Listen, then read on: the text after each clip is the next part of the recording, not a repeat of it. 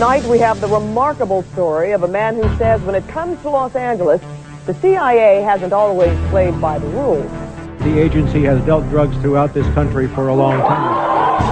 1 minute, if you don't like what's going on here, please leave now. It began to become apparent to me that guns were going one way and drugs were going another. The CIA has issued a blanket response to all of this, denying any involvement. My name is Mike Ruppert, R-U-P-P-E-R-T. I did bring this information out 18 years ago, and I got shot at and forced out of LAPD because of it. I've been on the record for 18 years. We got on record everywhere we could so that if I did get killed, we would know. You know, somebody would know that somebody was saying something was wrong with CIA. Hello, I'm Mike Ruppert.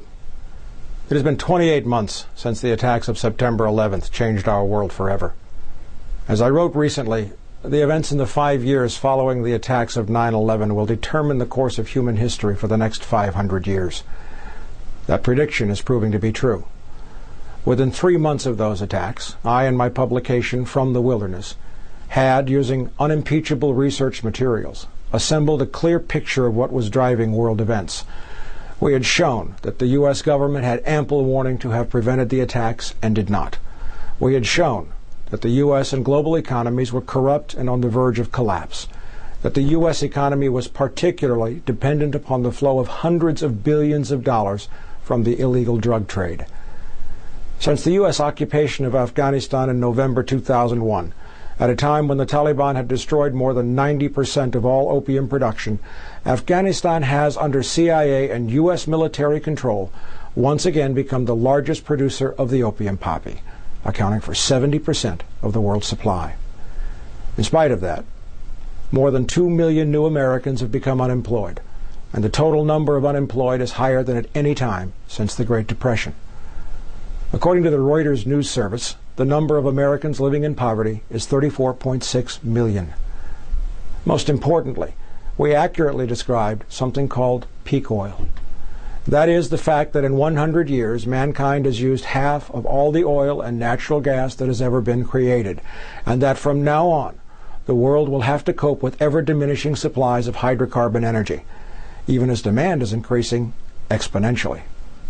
We described the war that Dick Cheney told us would not end in our lifetimes as a sequential war to control the last remaining oil reserves on the planet. We specifically stated that the Middle East, Colombia, and Venezuela were on the agenda.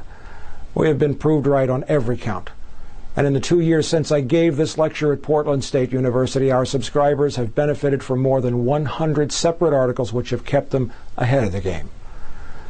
With the occupations of Afghanistan and Iraq, both of which have become costly guerrilla conflicts, and with the exposure of the Bush administration's deceptions about 9/11 and the threats posed by Saddam Hussein, we have seen the seeds for new conflicts being planted in West Africa, Venezuela, and Colombia, as well as in the Far East, Indonesia, and Korea. In each of these places, there are reserves of oil and gas or strategic transit routes that can help to meet supply needs for whoever controls them.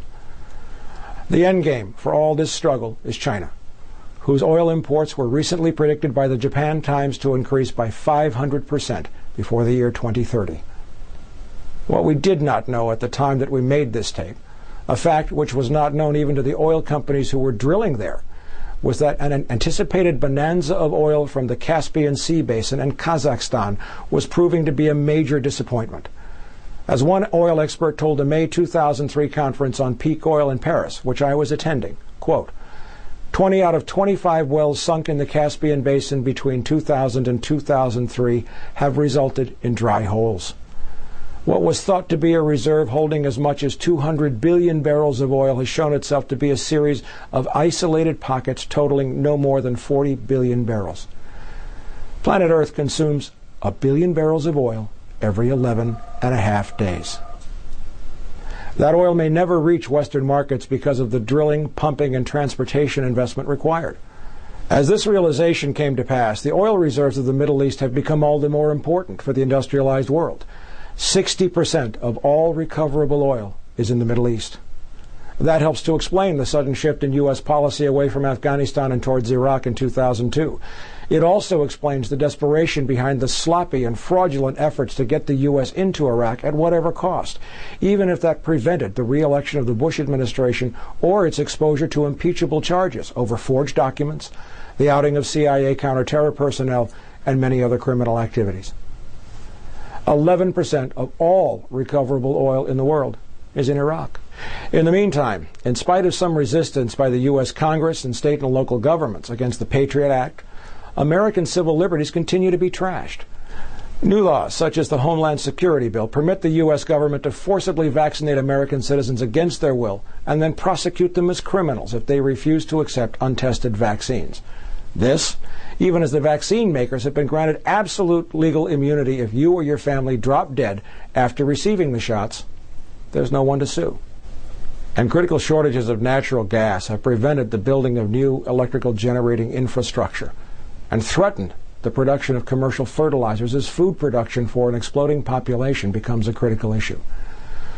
All commercial fertilizers are made from natural gas. Mankind stands at the brink of the most important moment it has ever faced. Alternative energy sources are vastly overrated, and none of them, in any combination, can replace what oil and natural gas have done for mankind in the last 100 years.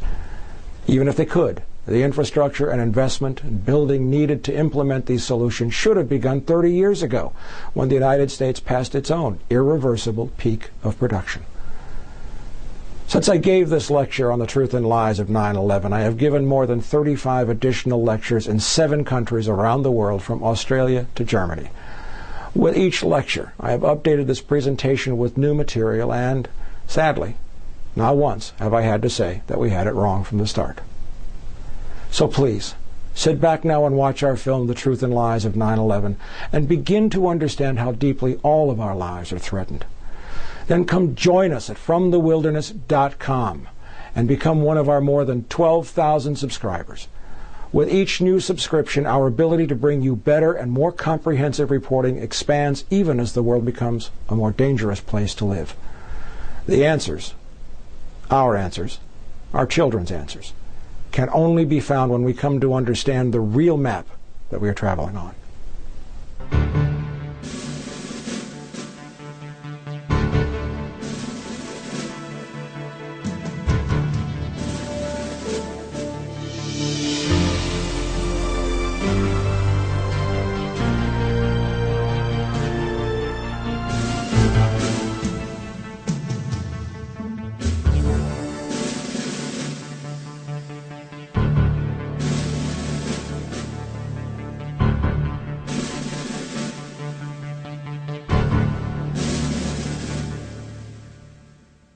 Mr. Speaker, members, I rise today really with a very heavy heart, one that is filled with sorrow for the families and the loved ones who were killed and injured this week. Only the most foolish and the most callous would not understand the grief that has really gripped our people and millions across the world. This unspeakable act on the United States has really forced me, however, to rely on my moral compass, my conscience, and my God for direction. September 11th changed the world. Our deepest fears now haunt us.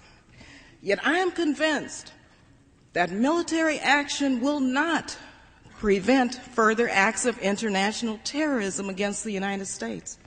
This is a very complex and complicated matter. Now, this resolution